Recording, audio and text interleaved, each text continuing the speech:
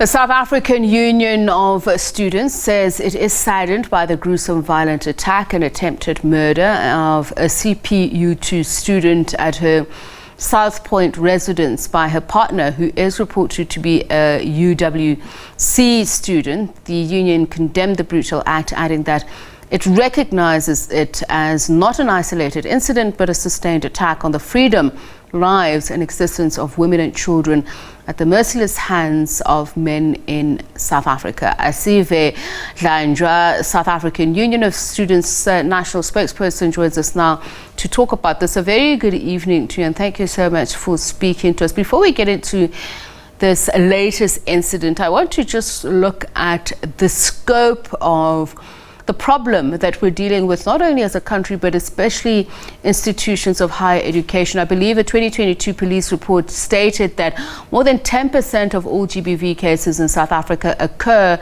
in institutions of higher learning. Is this an accurate figure, or can the figure be higher, just given the widespread material that we see on social media?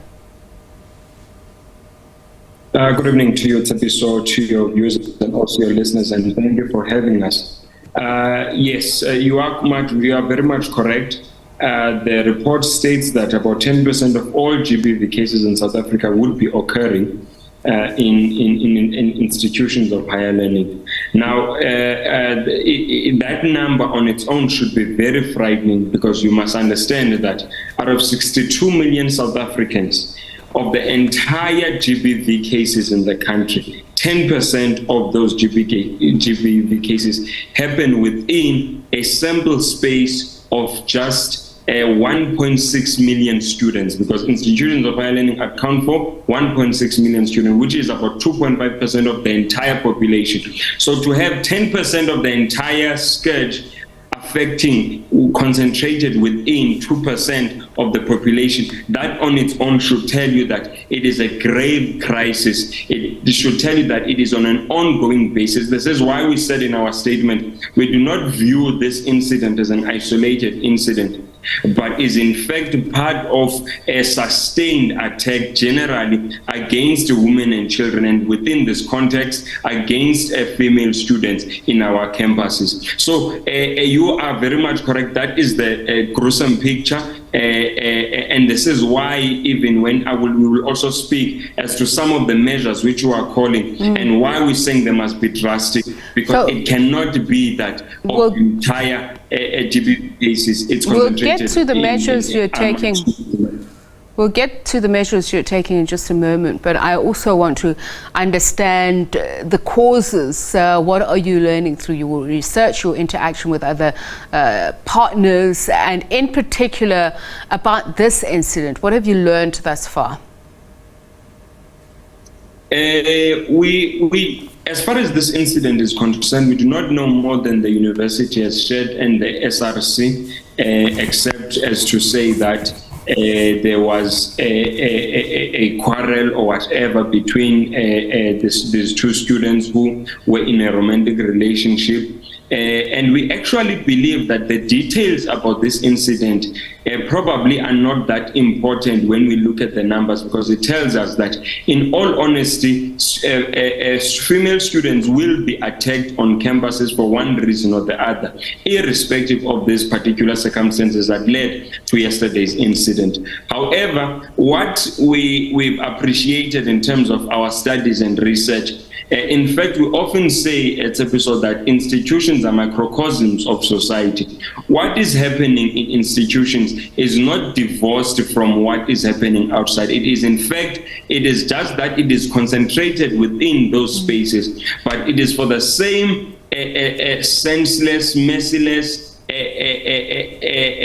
reasons that women are murdered outside campuses in any other societal context. That does not necessarily have to be an institution of higher learning. There is no sense or what can I say? There is no reasonable justification that we've been able to find, much like we see in society, for the attack on women. I think it's not Asive. I don't think it's so much an issue of justifiability. It's understanding the base cause, and as much as we can say we're a sick society, I don't think that is enough. It also is against the backdrop of what you yourself mentioned earlier on, what a role you are able to play as student bodies, as universities, as society, to stem this, endemic culture that we're seeing in our society. So understanding the why is also just as important.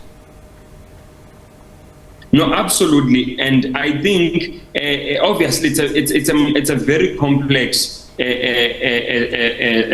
situation, in the sense that one, it speaks to also some of the prevalent cultures in our society. One of them, it also speaks to the relations between men and women in South Africa, the power dynamics, the power relations. Some of them are informed by, for instance, the economic aspect, the economic relations between men and women. That has been one, obviously, as research has told us, which ourselves, based on our ideological inclination, we put it squarely at the feet of an inherently brutal capitalist system. And we believe that a capitalist system in its very nature will always be at odds with the interest of the marginalized, or those who within power relations would be less powerful. And we have seen that in the economic relations in South Africa and the economic participation is that women are on the periphery. So that has been one. Two has also been, as we've said, the cultural dynamics and how our people are raised from the various backgrounds, and the relations and how they are taught to see, for instance, a woman. What we have seen, obviously, even amongst male students, would be the objectifying of a female student, even maybe sometimes playing itself in what would seem then amongst a group of boys standing in a corner as playing or joking or whatever, whistling and all of those things. So these are also things that have contributed to how men see a woman. So there's a range of issues, and also generally how men are brought up. And, that would be one. Another one we have seen, and the last one, which is also probably very, very important, is to where does the responsibility lie? And often there is an appreciation in our society, including institutions of higher learning, that it is the responsibility of women to protect themselves from not being victims of GBV. And we have seen a lackluster and a lack of interest from their male counterparts at confronting and understanding GBV. All right, you have said, and I'm not sure if I heard you right, Asive, if you were saying that it's the responsibility of women to protect themselves from gender-based violence. I hope I misheard you, but you say you're calling on the Higher Education Minister to ensure that the GBV policy that was adopted in 2020 be made mandatory for institutions to adopt. Why has that delayed? Okay, no, first clarity, no, you definitely had me wrong. I am saying, unfortunately, one of the things that is inculcated into our society is the belief that it is the responsibility of women to protect themselves and not to be victims of GBV. Yes, so I was speaking of the causes of GBV, one of the causes rather. So yes, we are calling on government to make that policy mandatory. We have gone through that policy. That policy is a product of a wide range of stakeholders across the value chain of higher education. And one of the things that is inculcated into that policy, it arms students, all students, male, female students, and the entire society with practical tools to be able to combat GBV. It also assists in terms of training and creating members of society to be first responders to GBV scenarios. So that policy is absolutely critical in terms of crystallizing and practicalizing the fight against GBV, so that it is not a mere rhetoric, because the university statements that we have been seeing, they are not going to assist. Government statements are not going to assist. We need to, as we armed people with physical interventions during the COVID pandemic, we must also be able to arm society with practical tools to be able to combat GBV over and above our statements and our messages of solidarity. We appreciate your time. From the South African Union of Students, National Spokesperson Asive Dlanjwa.